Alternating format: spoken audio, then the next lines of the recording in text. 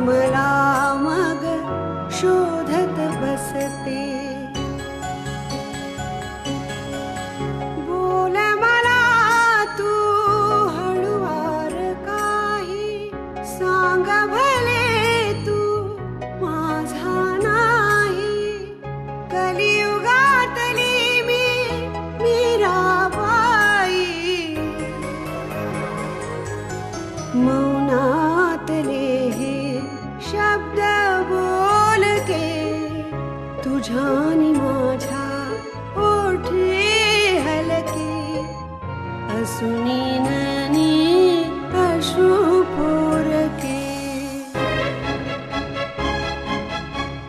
क्षणात आता सरतील लाटा, पक्षी घराच्या धरतील वाटा. देईल हात तुझी अस्मिता, अस्मिता, अस्मिता, अस्मिता. अगं ती जर त्या जागीरदाराच्या गडावर जास्त काळ राहिली ना, तर आपण पाडण्याआधी ती गडाला खिंडार पाडेल. आपल्या हाती काय राहतील मग दगडधोंडे? माझ्या आदित्यच्या पाठीमागे तेजस्विनी अशीच खंबीरपणे उभी राहिली ना, तर तोही आयुष्यात खूप काहीतरी करून दाखवेल.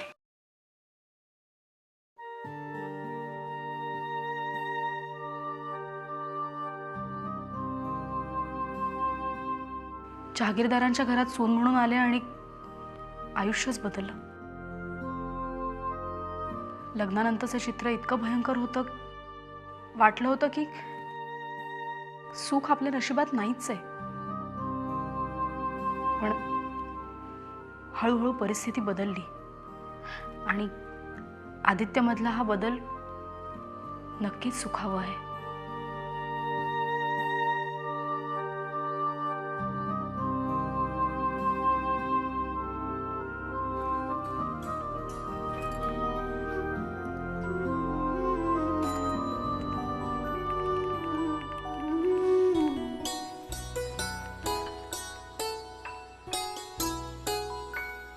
हॅलो, आदित्य आहेत का? अच्छा, मीटिंग मध्ये. नाही नाही, फोन नका देऊ त्यांना. त्यांना फक्त निरोप द्या की तेजस्विनीने फोन केला होता आणि घरी लवकर यायला सांगितले. थँक्स.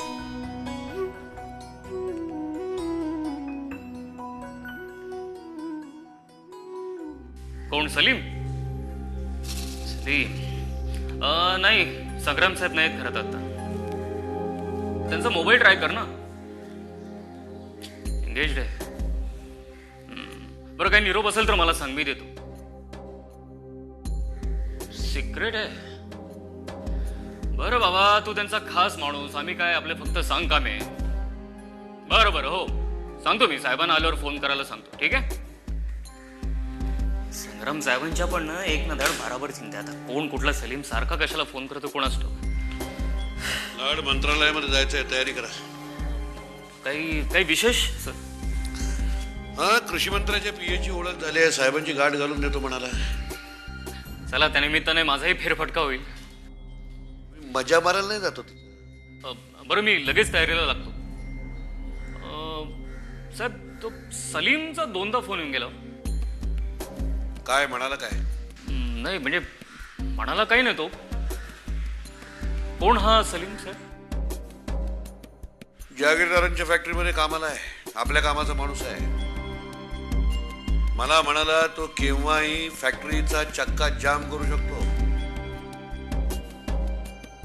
पण साहेब, तुम्ही आपले त्या जहागीरदारांना संपवण्याच्या गोष्टी करत आहेत. पण तिथे त्यांच्याच घरात एक अतिशय डोकेबाज आणि चालबाज माणूस आपली चाल मात्र शांतपणे खेळतो. ते म्हणतात ना, घर का भेदी लंका ढाय, तसंच. कोणाविषयी बोलताय लाड? आणखी कोण साहेब? महावस्तात निघाला बघा तो आदित्य. मला वाटतं साहेब, तोच त्या तेजस्विनीला हे सगळं नाटक करायला सांगत असणार. कसं शक्य आहे? तो जागीरदार काय बोळ्यानं दूध पितो काय? तसं नाही साहेब, पण मला सांगा, हॉस्पिटलमधून बाहेर आल्या आल्या तो लगेच ऑफिसला कसं काय जायला लागला?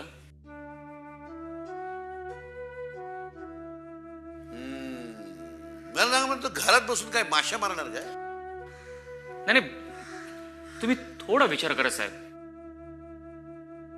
तेजस्विनीच म्हणाली होती की जर तुमच्या घराण्याची अब्रू चव्हाट्यावर आणायची नसेल तर मला प्रॉपर्टीचा अर्धा हिस्सा द्या, बरोबर?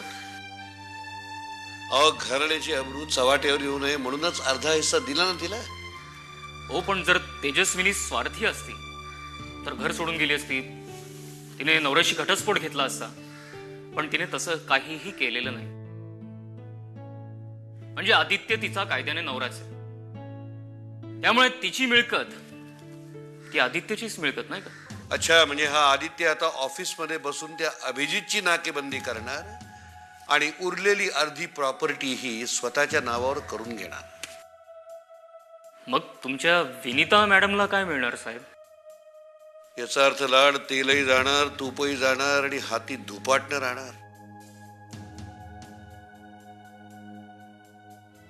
अरे, मला वाटलं होतं तेवढा तुमचा वरचा मधला रिकामा नाही हा लाड. याचा अर्थ त्या तेजस्विनीचा आधी काटा काढावा लागणार.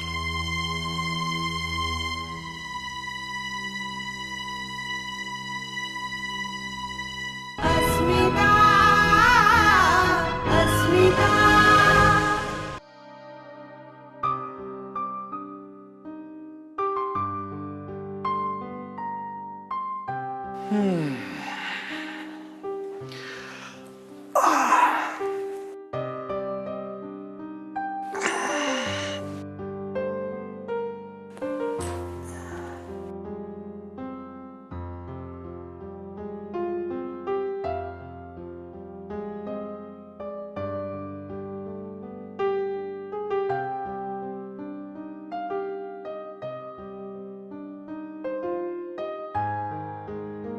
काय झालं?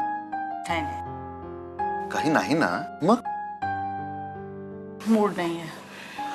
आता मूड नसायला काय झालं? सगळ्याच गोष्टी अशा बोलून नाही दाखवता येत. हे बघ, तू असं कोड्यात बोलू नकोस. तुझ्या जे काही मनात असेल ना ते मला स्पष्टपणे सांग. हं? आणि आता सगळं होतंय ना तुझ्या मनासारखं. तेजू घरातच असते ना आता. तुला आणखीन काय हवंय वेगळं? उपकारच करतीये.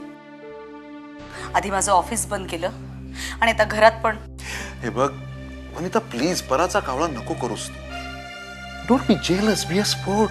कम ऑन. काहीही झालं ना तरी तू या घराची मोठी सून आहेस. बस,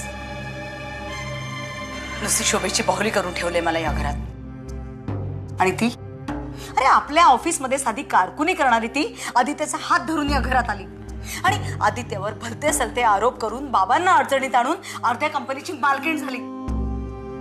वनिता, आता आपलंच नाणं बद्दू आहे, त्याला आपण काय करणार? पण त्याचा त्रास मला का? हा, मी का हे सगळं सहन करायचं?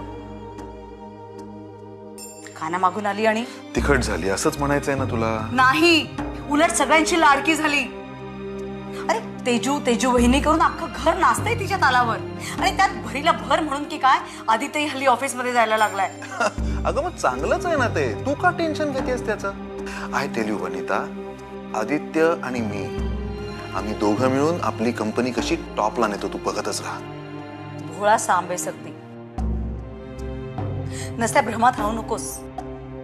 अरे ज्या वेळेला आपल्याला वाटतं ना की सगळं काही सुरळीत सुरू आहे म्हणून, त्याच वेळेला काहीतरी विपरीत घडतं आणि मला त्याची चाहूल लागते.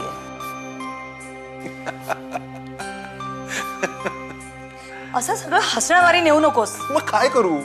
तुझ्याकडे पोस्ट आहे, पैसाही मिळेल, पण डिसिजन पॉवर मात्र त्या दोघांचीच असणार आहे. तू फक्त नामधारी डिरेक्टर. अरे जी बया अण्णा साहेबांच्या मानधनाची चौकशी करते ती तुला आणि मला. एक मिनिट, तिने अजून तरी माझ्या कामात ढवळाढवळ केलेली नाहीये, त्यामुळे तोपर्यंत तरी एवढ्या टोकाचा विचार करण्याची माझ्यासाठी गरज नाहीये. आणि तुला खरं सांगायचं तर तिने आपल्या कंपनीच्या दृष्टिकोनातून काही चांगले निर्णय घेतलेले आहेत. आता ओल्याबरोबर सुख हे जळायचंच. पण मी दोन्ही फ्रंटवर हरले ना. घरात काय आणि ऑफिसात काय, सगळीकडे तिचंच राज्य. ह्याच्यावरती एक उपाय आहे. काय? अशी लांब बसून लांब चेहऱ्यानी रुक्षपणे जर विचारणार असशील तर काही एक सांगत नाही. हे बघ, उगाच लाडात येऊ नकोस. आता माझी एवढी सुंदर बायको असताना ती माझे लाड नाही पुरवणार तर कोण पुरवणार? चावटपणा पुरे. मूळ मुद्द्यावर येतोयस ना. येतो ना, पण आधी जवळ तर ये. प्लीज. आई हो आई. काय? I mean it. हा? माझ्या बाळाची लवकरात लवकर आई हो. मग बघ वनिता, सगळी सुख तुझ्या पायावर कशी लोळण घेतात ते. माई तर तुला आकाशात नेऊन ठेवेल. अरे मी ते काय सांगतेय? हा? आणि तू मला घरात डांबून ठेवायला निघालायस? हे बघ, मी अत्यंत महत्वाकांक्षी बाई आहे आणि मी माझ्या करिअरवर असं सुखासुखी पाणी सोडणार नाहीये. I'll prove myself. आणि म्हणे आई हो. वनिता, यात एवढं चिडण्यासारखं काय आहे? काय जगावेगळी मागणी केली आहे मी तुझ्याकडे? हा, हे बघ, एवढ्या वर्षांच्या या सुखी संसारानंतर आपल्याला एक छोटस गोंडस बाळ असणं, नुसती एवढी इच्छा करणं, यात काय गैर केलंय मी? Stop this please. Please stop this. अरे माझं career. Come on, stop this nonsense Vanita.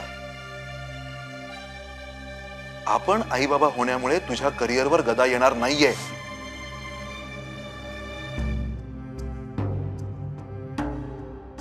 हे बघ, मी तुला शेवटचं सांगतेय, पुन्हा हा विषय काढू नकोस. Vanita, try and understand. Please please stop दिस.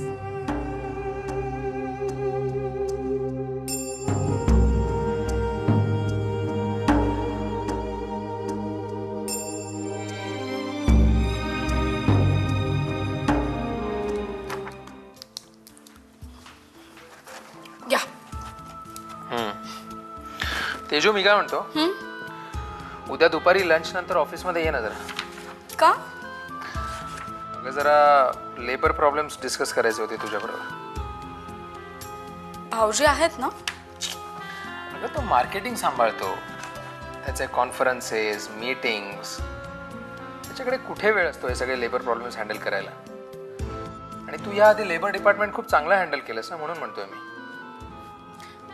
तेव्हाची गोष्ट वेगळी होती, पण आता तुमचे निर्णय तुम्हीच घ्यायला पाहिजेत ना. आणि शिवाय काही मदत लागलीच तर अण्णासाहेब किंवा बाबा आहेतच. मी आले. ए, कुठे झालीस? माईंना झोपायच्या आधी औषध द्यायचे, आलेच. ए तेजू, काय? घेईल ग ती. अहो, तू ना उगाचच काळजी करतेस तिची. काय झालं? अगं तेजू, मी तुला सांगितलं नाही का, मला तुझ्याबरोबर काही लेबर प्रॉब्लेम्स डिस्कस करायचे आहेत. मलाही तुमच्याबरोबर प्रॉब्लेम्स डिस्कस करायचे आहेत, पण घरातले. अस्मिता अस्मिता तुला माझ्याबरोबर घरातले प्रॉब्लेम्स डिस्कस करायचे. अगं काय सोल्युशन देणार आहे मी तुला? हा, मी स्वतःच या घरात एक एवढा मोठा प्रॉब्लेम होऊन बसलोय.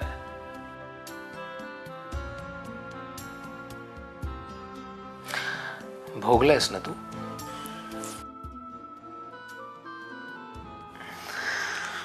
त्या विषयावर पुन्हा बोलायचं नाही असं ठरलंय ना आपलं. Sorry, I am really very sorry. Anyways, मी काय म्हणतो, तो आपली युनियनची कामं करणारा कोण? सोनवणे. अगं तोच नाही का ज्याला तू सस्पेंड केलं होतंस? आपल्याला एक धाकटी बहीण आहे अमिषा नावाची, आठवतंय? अमिषा, तू आपल्या बबडीबद्दल बोलतेस ना? हो. अरे मग बबडी म्हण ना तिला. आपली छोटी बहीण अमिषा, तिचं काय. ती सध्या काय करते माहितीये आपल्याला? हो म्हणजे ती एका चॅनलमध्ये न्यूज रिपोर्टर आहे ना. कसं काम करते का ती? नाही म्हणजे थोडी अल्लड आहे, बालिश आहे म्हणून म्हणतोय. तीच अल्लड आणि बालिश बबडी आता छान मॅच्युअर होतीये.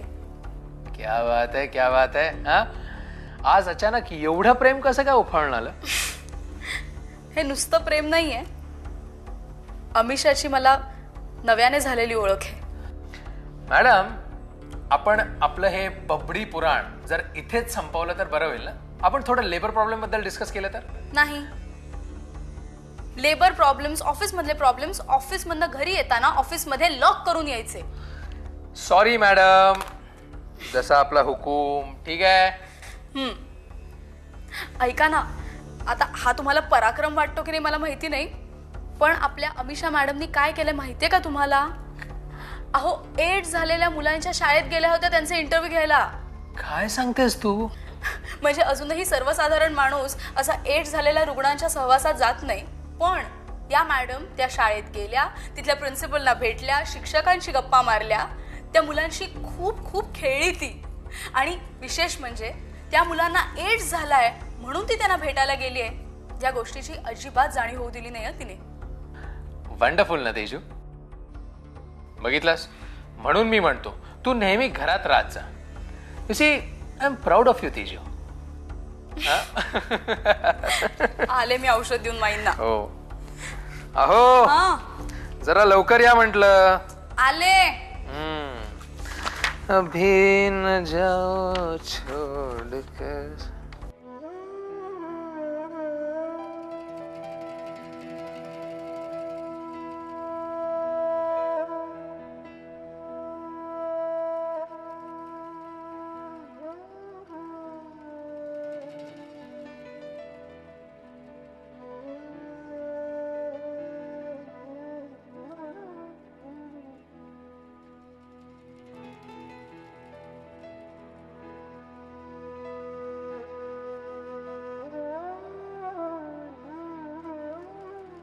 अभिदादा, तुझी छान तंद्री लागली होती म्हणून म्हटलं डिस्टर्ब नको करूया, जरा वेळ आपण बसूया बाजूला. नाही रे, तसं स्वतःहून माझ्याशी कोणी बोलायला येतच नाही. तू आपणहून बोलायला आलायस, नक्की तुझं काहीतरी काम असणार. बोल. अरे, बरं नाही का वाटत आहे तुला? नाही, तसं काही नाही. मग वनिता वहिनीशी भांडण झालंय? तसंही नाही, पण पण काय? बोल. अरू, आपल्या घराला कुणाचा शाप आहे? तुला कसं कळलं? तू सारखं म्हणत असतेस ना आपलं घर शापित आहे म्हणून. कुणी दिलाय शाप आपल्या घराला? कुणाच्या हातून आगळीक चूक घडली आहे? तुला काही सुख बोचतंय का?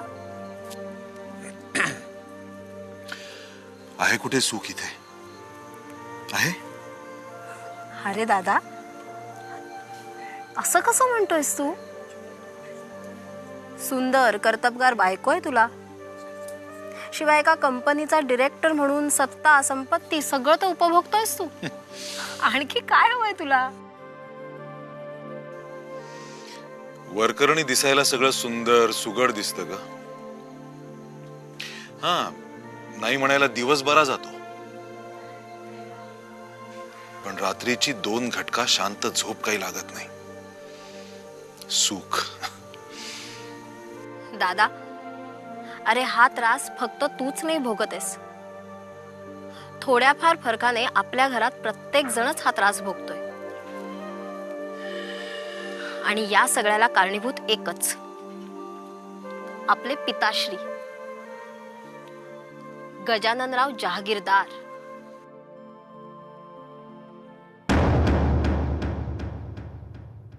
जळता जळता एक ज्योती अंधाराला सांगत होती, होती सच्ची माझी प्रीती. क्षणात आता सरतील लाटा, पक्षी घराच्या धरतील वाटा.